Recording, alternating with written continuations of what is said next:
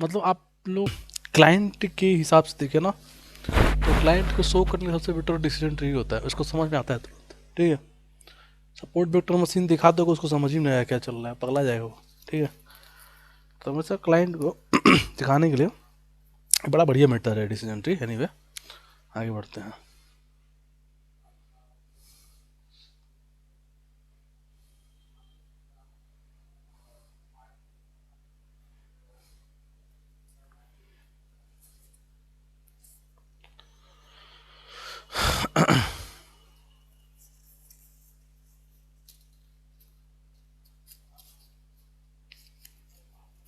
देखो इधर,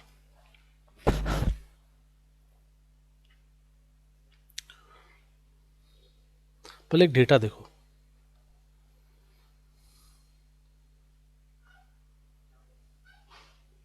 जैसे ये डेटा देखो, यहाँ पे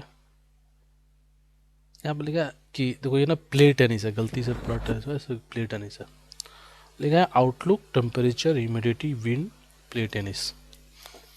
मतलब कि हम एक रूल बनाएं कि अगर आउटलुक सनी हो, टेम्परेचर हॉट है, ह्यूमिडिटी हाई है, विंड वीक है, तो टेनिस वो नहीं खेलेगा, है ना, नो टेनिस, है ना। बहुत ही फेमस डेटा सेट है, कैगल वगैरह मिल जाएगा। सभी लोग जब डिसीजन ट्री सुनाते तो इस समझाते डेटा सेट से। ठीक है, अब सबसे इसमें जो खतरनाक बात है ना वो ये है कि आप ये डिसाइड कैसे कर सकते हो। एक सेकेंड यार, कौन है, छोड़ो। ठीक है, सबसे खतरनाक बात इसमें ये है कि आप ये कैसे डिसाइड कर सकते हो कि सबसे पहले ये आएगा, ये आएगा, ये आएगा, ये आएगा, ये तो फाइनल ही है। मतलब हाउ कैन यू डिसाइड कि पहले टेम्परेचर, फिर ये, फिर ये, फिर ये, या फिर इसके नीचे ये, फिर देन प्ले टेनिस। ये तो पैटर्न तो ऐसे ही बनेगा, लेकिन इम्पॉर्टेंट बात है कि हाउ विल यू डिसाइड कि ये कौन सा यहाँ पे आएगा। ठीक है, इसके लिए ही हमारे पास दो टेक्निक है। एक को बोलते हैं एंट्रोपी, क्या बोलते हैं, एंट्रोपी, और दूसरे को बोलते हैं जीनी इंडेक्स। दोनों बहुत बढ़िया है, दोनों में से किसी को ले सकते हैं, समझाता हूँ अभी। लेकिन तुमसे कोई पूछे कि एंट्रोपी और जीनी इंडेक्स में अगर कंपेयर करो, मान लो, तो तुमसे अगर पूछे कि बढ़िया कौन है, तो बढ़िया तो दोनों ही है, लेकिन जीनी इंडेक्स में क्या है ना, फॉर्मूला थोड़ा सा कॉम्प्लेक्स नहीं है, इसमें लॉग नहीं आता है, तो इसको कंप्यूट करना इजी है if you compare with entropy. बस इतना ही अंतर है। ठीक है, अदरवाइज दोनों के दोनों परफेक्ट हैं, दोनों में कोई दिक्कत नहीं है। अब देखो इस बात से क्या मतलब है कि दोनों परफेक्ट है तो क्या हो जाएगा।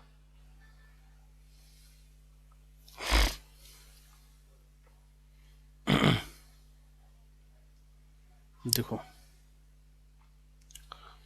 एक्चुअली ना, हम हमेशा कोशिश करें, जैसे मान लो तुमने कोई भी फाइन फर्स्ट लेयर पर, जैसे मान लो तुमने पहले लिया आउटलुक को और लिखा अगर सनी है या फिर ओवरकास्ट है या रेन है, तो मान लो उसके बाद टेम्परेचर डाला, फिर ह्यूमिडिटी डाला, तो पहले कौन सा नोड आएगा, इसके लिए हम चाहे जीनी इंडेक्स का यूज करें या फिर एंट्रोपी, इसमें हम निकालते हैं इंफॉर्मेशन गेन। क्या निकालते हैं, इंफॉर्मेशन गेन। एक्चुअली क्या है ना, एंट्रोपी, तुमसे कोई पूछे एंट्रोपी होती क्या है, देखो बस थोड़ा ज़्यादा समझने की जरूरत है इसमें। एंट्रोपी होती क्या है, कोई पूछे तुमसे, तुमने पढ़ा भी होगा मैथ वैथ में, ये होती है measure of impurity, measure of impurity, impurity. ठीक है, इसकी मेजर करता है। देखो एक्चुअली ना इसका ग्राफ ऐसे होता है। ठीक है, मान लो, और ये एरर है, या फिर ये बोल सकते हो इम्प्योरिटी है। देखो इधर, यहाँ पर x है और यहाँ पे y है। यहाँ पे क्या x की वैल्यू क्या है, 0, y की वैल्यू 0, तो इम्प्योरिटी इज 0, मतलब इम्प्योरिटी है ही नहीं। मान लो एक बोतल है, एक ग्लास लो, बोतल मतलब तो बोतल कुछ और लोग समझ जाते हैं, एक ग्लास है, ठीक है, और बिल्कुल फ्री है, इम्प्योरिटी इसमें कुछ है नहीं, तो इसमें जब कुछ भी नहीं है तो इसमें इम्प्योरिटी भी तो नहीं है कि नहीं। इम्प्योरिटी तब होगी ना, मान लो इसमें अल्कोहल होता यहाँ तक, और तूने पानी मिला के यहाँ तक कर दिया, तो चाहे इम्प्योरिटी अल्कोहल को मानो या पानी को मानो, जिसको मानो, लेकिन कहने का मतलब ये है कि जब अगर कुछ भी नहीं है तो कुछ भी नहीं है, इसके अंदर फ्री खाली है। तो उस समय तो इम्प्योरिटी 0 है।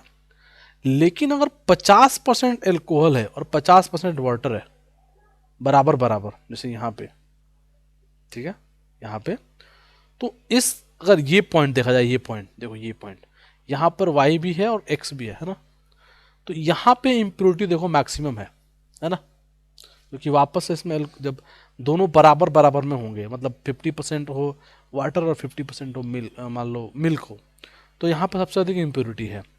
लेकिन अगर सिर्फ वाटर हो, देखो सिर्फ वाटर हो तो अगेन इम्प्योरिटी नहीं है ना।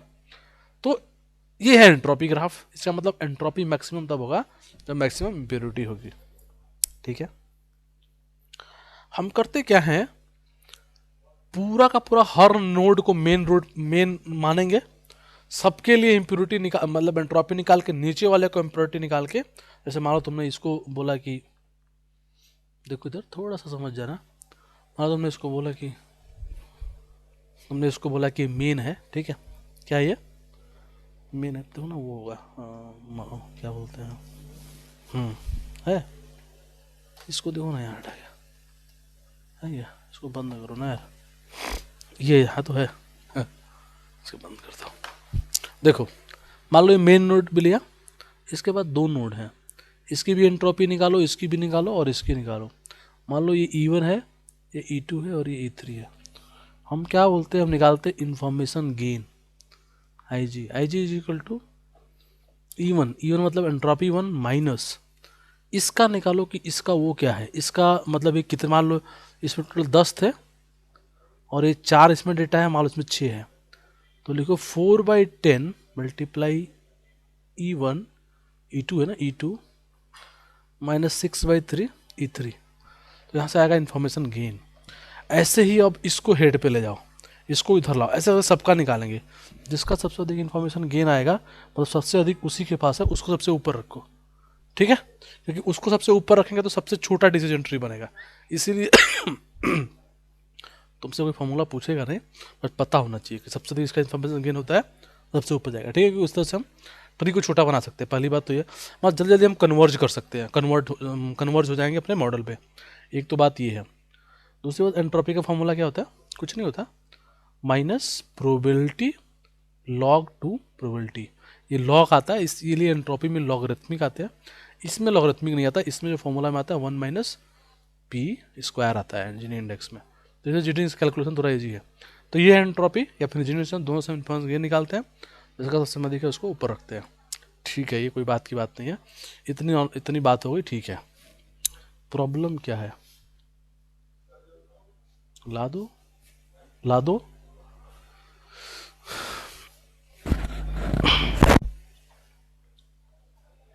सबसे टफ काम क्या है, देखो जैसे ही आपने मॉडल बनाया ना, मान लो ये बनाया, ठीक है, ये बनाया, इसके बाद आपने दो इसमें से निकाला, मान लो जैसे एंट्रोपी के हिसाब से चलता जा रहा है, एंट्रोपी के हिसाब से चलता जा रहा है, मान लो इधर भी चलता गया, यहाँ भी चलता गया, कुछ ऐसे करके फाइनल लेयर बन गया। सबसे अधिक प्रॉब्लम क्या आती है कि मॉडल जो है ना ओवरफिट हो जाएगा। ओवरफिट समझते हो, इस अपने रूल को उस डेटा के हिसाब से बना लेगा, जो डेटा आपने दिया ट्रेनिंग अपने, क्योंकि उसके हिसाब से रूल बनाता चला जाएगा जब तक कि लास्ट पर ना पहुंचे, और ये ओवरफिट हो जाएगा। तो ये तो मशीन लर्निंग का डिसएडवांटेज हो गया डिसीजन ट्री का, हमेशा ये ओवरफिट पे पहुंच जाएगा। तो ओवरफिट को अवॉइड करने के लिए हमको क्या करना पड़ता है, पेनाल्टी रेगुलाइजेशन, याद है पेनाल्टी,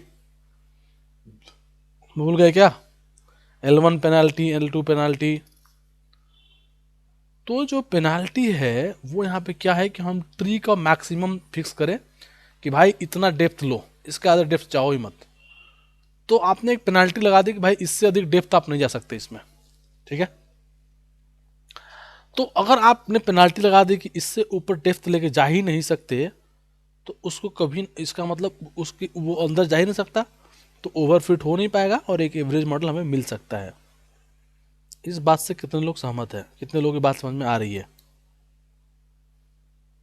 आ भी रही है, कुछ नहीं आ रही बिल्कुल भी,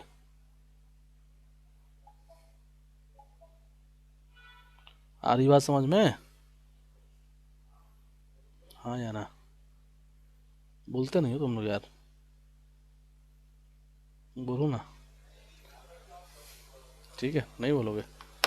आसान है भाई, बताओ ना।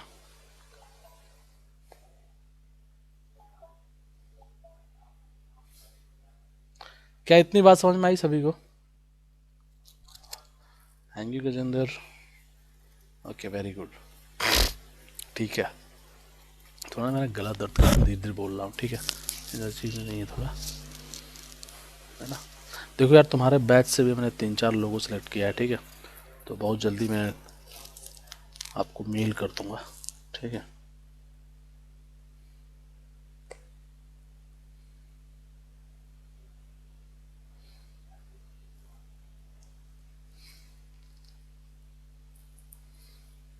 देखता रहा करो ना ग्रुप, जो प्लेसमेंट वाले ग्रुप है उसमें एक्टिव रहो।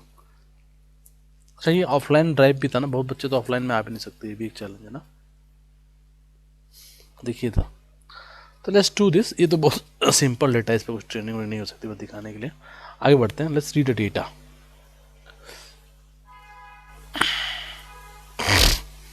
कैगल पे डेटा है, अच्छा डेटा है ये।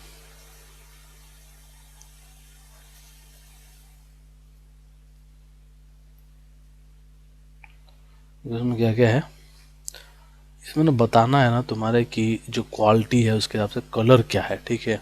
ये सब चीज़ें है उसका। जैसे शुगर है, क्लोराइड है, फ्री है, टोटल सल्फर ऑक्साइड है, डेंसिटी है, पीएच स्कोर है, सल्फेट है, अल्कोहल है, लास्ट में एक टारगेट कलर, ठीक है? So this data. I think I share this data to all of you in WhatsApp group, check कर लो, देख लो, शायद शेयर कर दिया है डेटा आप लोग के पास। टारगेट के वैल्यू काउंट देखते हैं, ये डेटा है अपने पास, है ना? ये वाइट है और ये रेड है, ठीक है? वाइट को 0 कर दिया और रेड को नहीं, रेड को 1 कर दिया, ठीक है? और 0 कर, अच्छा कुछ चाहे तो लेबल इंकोडिंग भी कर सकता है ना, अभी तो लेबल इंकोडिंग इसी पे तो काम आती है ना? If you want to do label encoding, do the label encoding, otherwise do the replace. Now check it, ये हो गया डेटा, ठीक है? Let's do the splitting. तो एंड से स्प्लिट किया, स्प्लिट में ये बन रहा है 0 और ये बन रहा है 1, ठीक है? रेड और वाइट के लिए, ठीक है? आगे बढ़ते हैं। See this is a decision tree classifier. Actually decision tree का रिग्रेशन भी होता है, इसलिए कार्ड बोलते हैं, classification regression tree. Anyway, from scale on the tree decision tree classifier, and I am thinking decision tree classifier random state is equal to 42। Random 42 का मतलब ये होगा कि जो फीचर का सिलेक्शन हो, जहाँ पे जीनी इंडेक्स पर लगाएंगे अपन। अच्छा, यहाँ हम लिखेंगे, देखो यहाँ पे जाओ और देखो ये वाला इस पे जाओ। हाँ, आप डॉक्यूमेंटेशन भी कराते रहे साथ में ना, क्योंकि अब डॉक्यूमेंटेशन कराना ही है सारा साथ में, तो एक साथ इसका तो साथ ही करा देते हैं डॉक्यूमेंटेशन। सारा डॉक्यूमेंटेशन मैं करा दूंगा 1-2 दिन में। डॉक्यूमेंटेशन बहुत ज़रूरी है समझना, है ना? डॉक्यूमेंटेशन नहीं समझेगा तो काम नहीं चलेगा। देखो इधर, स्केल एंड डिसीजन ट्री में we have a criteria, criteria में we have a Gini index or entropy. By default Gini है, we can give the entropy as well. मैंने बताया भी कि जीनी बहुत में अंतर है नहीं, दोनों में इन्फॉर्मेशन गेन है, ठीक है? स्प्लिटर रेंडम ले सकते हो, बट रहने तो बेस्ट, कोई बात दिक्कत की बात नहीं है इसमें। वहाँ मैक्सिमम डेप्थ, ये बहुत इंपॉर्टेंट पॉइंट है, देखेंगे इसको। स्प्लिटर क्यों देखने की जरूरत नहीं है, ये सबसे ज़्यादा इंपॉर्टेंट यही बात है, क्योंकि इसी से हम रेगुलेशन करेंगे, यहाँ पे पेनल्टी लगाएंगे। Feature is important, will see that as well. So अगर तुम चाहो, अगर इफ़ यू वांट कि नहीं मैं चाहता हूँ कि मैं यहाँ पे एंट्रोपी यूज करूँ, तो just copy this one, go here, decision tree में जाइए, यहाँ पे आइए और इसको पेस्ट कीजिए और कॉमा लगाइए, एंट्रोपी लीजिए यहाँ से, बाकी सबको हटा दीजिए यहाँ से। तो आपका जो क्राइटेरिया, सॉरी,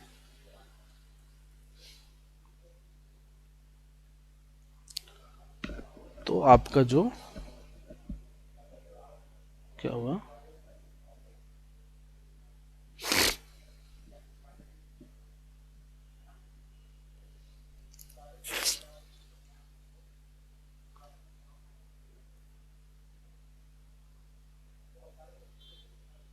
ठीक है? तो हमारा जो क्लासीफायर हुआ इसमें हमने अब क्या दे दिया, एंट्रोपी दे दिया, नहीं तो बाय डिफॉल्ट जी नहीं लेता वो, ठीक है? हमने देखो ट्रेन किया, इसको देखो, इसको हटाओ यहाँ से, पहले तो इसको फिट करो, फिट कर दिया एक्स ट्रेन और वाई ट्रेन को, ध्यान से देखते रहना, यहाँ बहुत ज़बरदस्त चीज़ समझ में आएगी अभी। देखो रैंडम स्टेट 42 है। अब इसको रन करो, रन करोगे देखो बोल रहा है कि नोड काउंट 133 है और मैक्सिमम डेप्थ जो है वो 18 है, मतलब 18 डेप्थ तक गया है मॉडल। एनीवे कोई बात नहीं, ठीक है, आगे बढ़ते हैं। अब चला इसका हम लोग एक्यूरेसी पहले फाइंड करने की कोशिश करते हैं। ये कुछ नहीं है, आगे बढ़ो, ये कुछ नहीं है, बाद में देखते हैं इसको, पहले हम इसका एक्यूरेसी देखते हैं। See the accuracy, accuracy is 98% for test. Let's see the training accuracy, या training accuracy is 100%। Model is overfit, overfit हो गया ना, ट्रेनिंग 100% मतलब ओवरफिट, सीधे सीधे ओवरफिट। क्या बोला, decision tree always will go to overfit. See the confusion matrix as well, see the precision score, recall, F1 score, ये सब बताया कैसे कैलकुलेट करते हैं अगर आपको याद होगा तो just focus on this model is overfit. सबसे बड़ी प्रॉब्लम डिसीजन ट्री की यही है, बावजूद इसके बहुत बढ़िया मॉडल है ये, लेकिन ये प्रॉब्लम इसे कैसे दूर किया जाए, चलो अब इस बारे में बात करते हैं। देखो हमें डेप्थ जो लिख रहे हैं, जैसे देखो यहाँ पर एक काम करो, यहाँ पर मैक्सिमम डेप्थ जो है, जाओ यहाँ पे क्राइटेरिया में देखो, यहाँ पे आओ, splitter, put the maximum depth, take the maximum depth here, go here and suppose we give this regularization, बताना पेनल्टी है ये, so let's put here, अरे यार just put here and maybe give only maybe 8, maximum depth is 8। यार हमने अभी वो भी लिया था ना इसमें, हट गया क्या, ऊपर था क्या, हमने इसमें ये भी लगाया ना अभी, क्या बोलते हैं,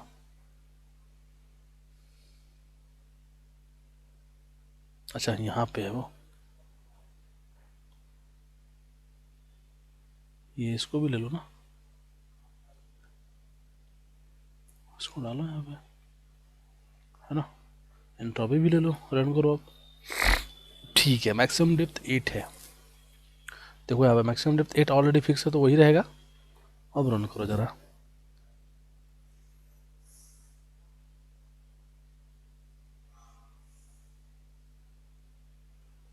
देखो यहाँ पे ये 100 से कम हो गया ना, ये 98 है और 99.81 आ गया। बात समझ में आ रहा है, आया समझ में बात, ये कि हमने मैक्सिमम डेप्थ को कम किया तो हम ओवरफिट से थोड़ा बाहर आए, अभी भी ओवरफिट में वैसे है, ये अंतर है इन दोनों में, हाँ ना। चलो और थोड़ा डेप्थ कम करके देखते हैं, may be related to it 7, ठीक है। क्या इस बात को सभी लोग समझ पा रहे हो ना, नहीं समझना तो बताना, ठीक है। अब रन करो, ऑलमोस्ट ठीक है अब, है ना, हाँ ठीक है, 98.9, 99, अभी थोड़ा और कम करेंगे तो शायद और वर्क करे। लेट्स डू दिस,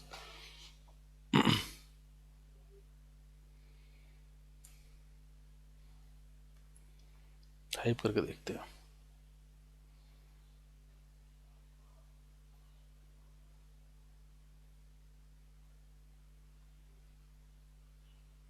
ठीक है, अभी थोड़ा अंतर बट ठीक है, 100 तो नहीं रहा अब, ठीक है।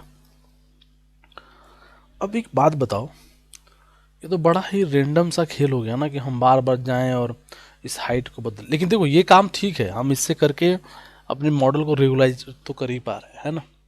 लेकिन ये गेम जो है काफ़ी रेंडम सा हो गया ना, ये कब तक ऐसे करते रहेंगे। पता है हाइपर मैटर पैरामीटर ट्यून करने के लिए एक बहुत बढ़िया पाइथन में लाइब्रेरी है, उसको बोलते हैं ग्रीड सर्च, ठीक है, और एक रेंडम सर्च भी है, बट ग्रीड सर्च इंपॉर्टेंट है।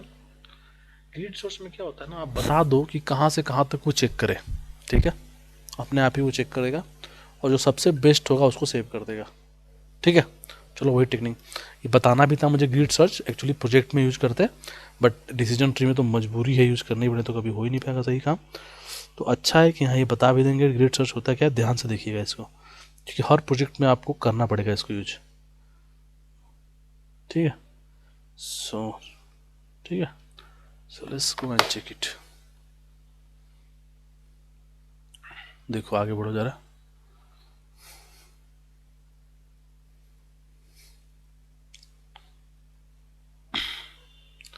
देखो मैंने क्या किया, एक रेंज लिया। रेंज मतलब एक्चुअली नहीं, गड़बड़ हो गया। जब हम रेंज तब लें जब पहले तो हम क्या करते हैं, अपने आप से लेने देते हैं जितना डेप्थ पॉसिबल है इसमें। ध्यान से समझना इस बात को। जितना इसके अंदर डेप्थ पॉसिबल है लेने दो अपने आप से, जो इसकी मर्जी उतना लेने दो अपने आप से डेप्थ। जो ये ले रहा है मैक्सिमम 11 ले रहा है, 11 लेने दो इसको।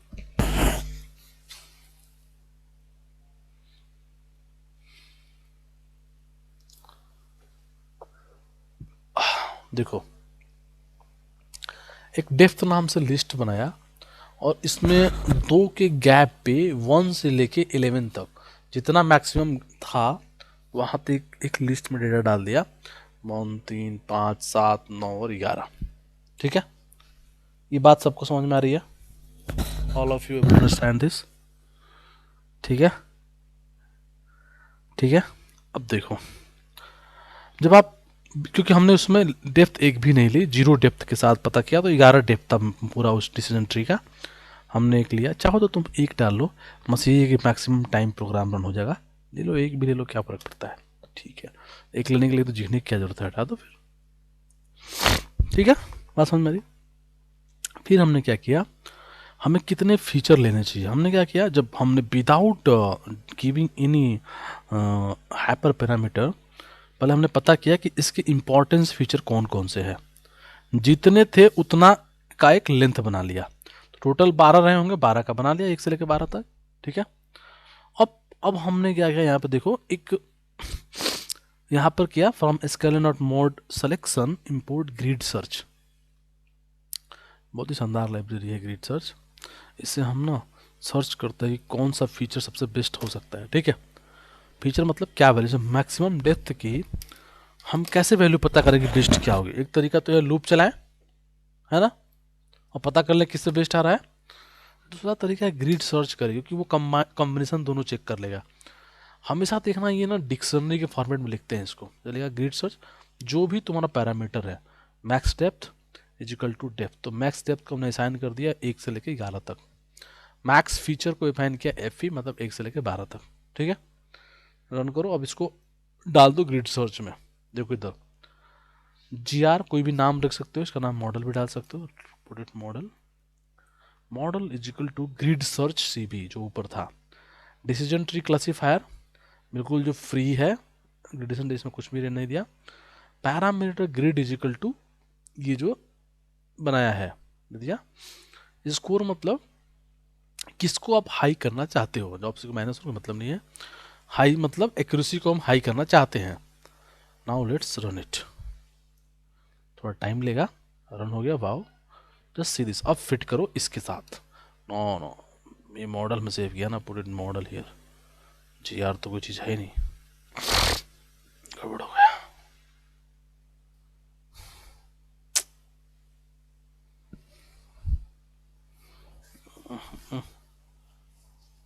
एक दो मिनट लगेगा, ठीक है।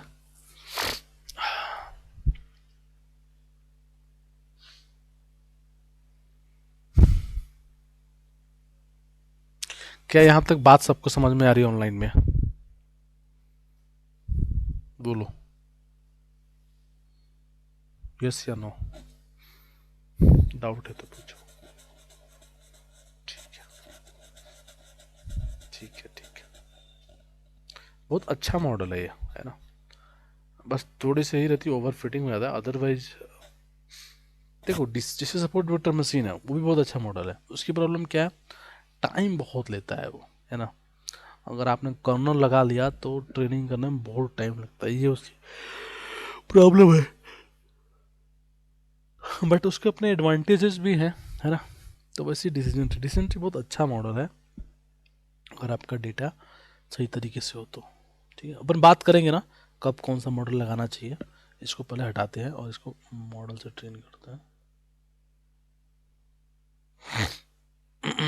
कल आई थिंक या फिर एक दो दिन में बात करेंगे कि क्या सिनेरियो हो तो कौन सा मॉडल हमें लगाना चाहिए। ठीक है, कब लॉजिस्टिक लगाना चाहिए, कब नेप बेस या डिसीजन ट्री है, कब SPM है, कब कौन सा मॉडल, तो बात करेंगे बहुत जल्दी, है ना।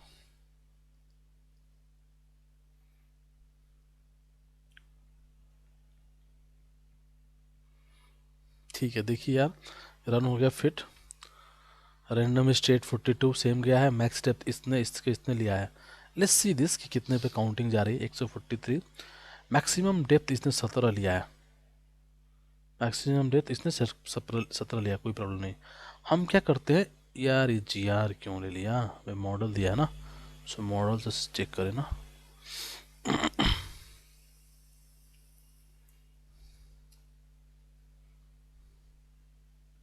अच्छा ना, एक तो बात ये थी कि हम लोगों ने ध्यान भी नहीं दिया कि ये मैक्सिमम डेप्थ ये उतना क्यों लेगा, जबकि हमारे पास 11 ही था, 17 ले भी नहीं सकता था, है ना।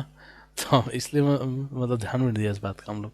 देखो इधर, चलो इसको अब करते हैं, जरा इसको प्रिडिक्ट कराते हैं हम, और अब चेक करते हैं कि क्या बनता है, एक्यूरेसी वगैरह क्या बनती है।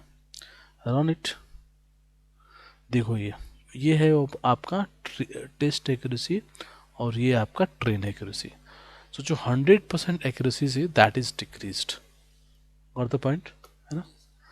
Even if you see still there is a gap here, है ना, एक तो कभी हो नहीं सकता।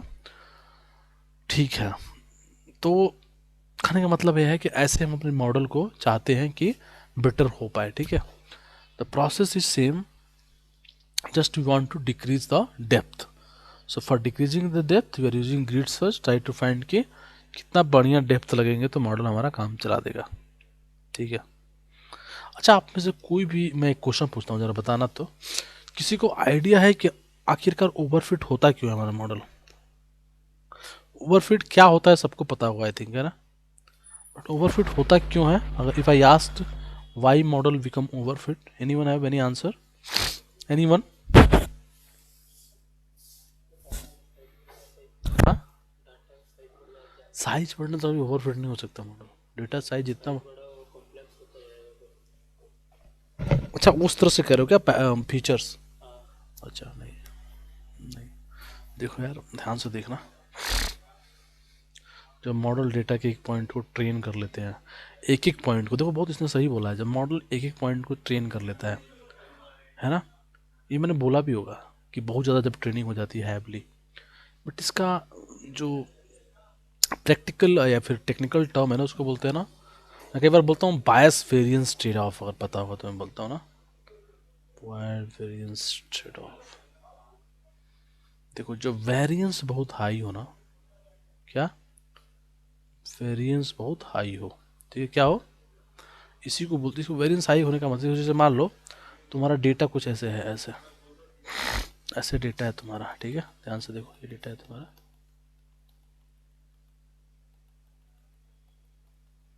ये डेटा है तुम्हारा ट्रेनिंग डेटा, ठीक है। एक मॉडल ऐसे बन सकता है, ऐसे, ये तुम्हारा हो सकता है सिंपल मॉडल, और एक मॉडल ऐसे हो सकता है,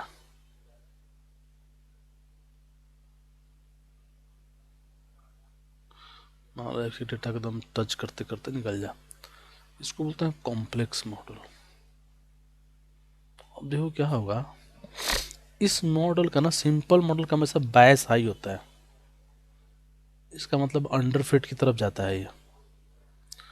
देखो इसका बायस हाई नहीं होगा, इसका बायस लो होगा, लेकिन इसका वेरिएंस बहुत हाई होगा, वेरिएंस बहुत हाई मतलब कोई नया डेटा आएगा, हो सकता है वो यहाँ पर आ जाए, देखो इससे गैप कितना ज़्यादा हो गया अभी, है ना, वेरिएंस बहुत हाई हो गया ट्रेस्ट के लिए, बट ये हमेशा एवरेज पे तो बना ही रहेगा, ठीक है। और हमें इसी को ट्रेड ऑफ करना पड़ता है, मतलब कि ना तो बायस बहुत हाई हो तो वेरिएंस बहुत हाई। बायस क्या होता है एक्चुअली, बायस कुछ नहीं हुआ है, प्रिडिक्शन माइनस रियल के बीच का गैप, लॉस को ही बायस बोलते हैं, है ना, बस इसका स्क्वायर टर्म कर दोगे तो MSC बन जाता है। तो bias is nothing but just gap between prediction and real Y, ठीक है। So this is your bias, coming, आ रहा हूँ सर अभी, हाँ आ रहा हूँ मैं वहीं आ रहा हूँ, ठीक है। इसको बोलते हैं बायस, और इसको बोलते हैं variance. So we always try to reduce और क्या, मतलब दोनों के बीच में ट्रेड ऑफ चाहिए हमें, ना तो बहुत बायस कम चाहिए होगा, और ना तो बहुत ज़्यादा वेरिएंस कम चाहिए होता है। ठीक है, और नहीं हाई वेरिएंस चाहिए, दोनों का ट्रेड ऑफ चाहिए। तो जो पेनाल्टी लगाते हैं ना हम, इसीलिए लगाते हैं कि हम बायस को थोड़ा कम से कम कर पाएँ और वेरिएंस को, अरे यार सॉरी, हाई से मतलब लेके आ पाए, ठीक है दोनों के। क्या ये बात समझ में आ गई सभी को? किसी को दिक्कत है इसमें, इस बात में? एनीवन बोलो।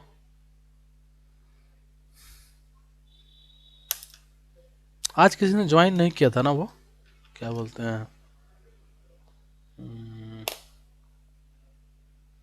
क्या बोलते हैं उसको, जो ड्राइव था, ड्राइव भी नहीं ज्वाइन किया। अच्छा तुम लोगों ने वो भी नहीं ज्वाइन किया था ना, क्या बोलते हैं, कल सेशन ज्वाइन किया था डिप्लॉयमेंट वाला? किसी ने ज्वाइन किया तुम्हारे क्लास से? सचिन सर, तो समझ में आया था?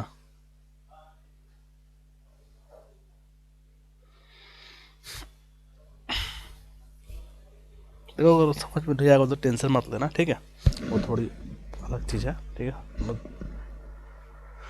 टेंशन मत आना। जैसे तुम लोग पहली बार देख रहे हो तो तुम्हें टफ ही लग रहा होगा, लेकिन थोड़ा सा उसमें जाओगे तो पाइथन से ईजी है, ठीक है। पाइथन में प्रोग्राम करना पड़ता है, वहाँ प्रोग्राम वोग्राम नहीं होता है। एक बार समझ गो कि ये के बाद ये करना है, ये के बाद हर बार वही होगा, ठीक है। ठीक है। ज्योति, ज्योति आर यू देयर? ज्योति, तुम्हारे लिए ही पढ़ा रहे हैं, ठीक है, तो तुमको कॉलेज में सबमिट करना है। ये बताओ समझ में आ रहा है तुम्हें? समझ में आया डिसीजन ट्री? पढ़ाता नहीं मैं, दो सबमिट करना था इसलिए पढ़ा रहा था, ठीक है। Done, clear. अच्छा देखो एक ना मैंने प्लान किया है, जरा सुनो ध्यान से।